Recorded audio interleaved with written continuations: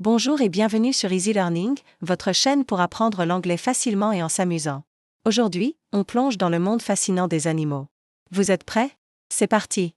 Commençons par nos amis les plus courants, les animaux de compagnie. En français, on dit un chat et en anglais, c'est a cat. Facile, n'est-ce pas? Pour un chien, on dit a dog. Si vous avez plusieurs chiens, on ajoute un s, dogs. C'est une règle très courante en anglais pour le pluriel. Et nos amis à plumes? Un oiseau se dit a bird. Imagine as un petit oiseau que chante le matin, a bird is singing. Pour un poisson rouge dans son bocal, c'est a goldfish. Maintenant, allons faire un tour à la ferme. Une vache, qui nous donne du bon lait, se dit a cow. Le son qu'elle fait, me, se dit moo en anglais.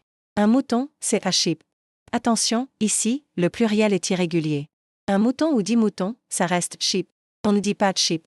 C'est une petite exception à retenir. Le cochon qui se roule dans la boue, c'est a pig. Et le cheval, majestueux et élégant, c'est a horse. Vous pouvez dire, I love riding a horse, j'adore monter à cheval.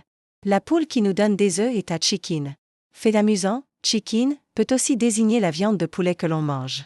On continue notre voyage et on part pour la savane africaine. Le roi de la jungle, le lion, se dit a lion. Sophamel, la lion, a lioness. Le plus grand animal terrestre, l'éléphant, c'est un elephant. On utilise en au lieu de a parce que le mot elephant commence par une voyelle. C'est une règle de grammaire importante.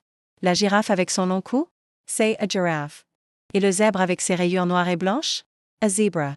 Le singe qui saute de branche en branche est a monkey. Explorons maintenant la jungle et les forêts. L'ours, qui peut être brun ou polaire, est a bear.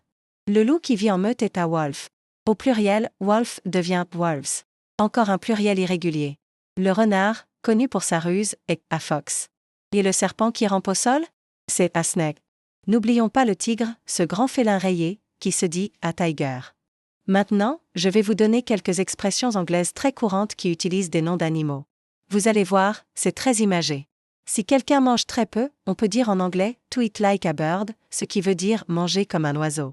Quand il pleut des cordes, les Anglais disent it's raining cats and dogs, il pleut des chats et des chiens. C'est bizarre, mais c'est comme ça. Si vous avez un secret à ne pas révéler, on vous dira don't let the cat out of the bag, ne laisse pas le chat sortir du sac. C'est l'équivalent de ne vends pas la mèche. Une autre expression sympa, si vous êtes très heureux, vous pouvez dire I'm happy à acclame. Littéralement, je suis aussi heureux qu'une palourde. C'est une façon originale de montrer sa joie. Quand on a des frissons ou la chair de poule, on dit to have goosebump.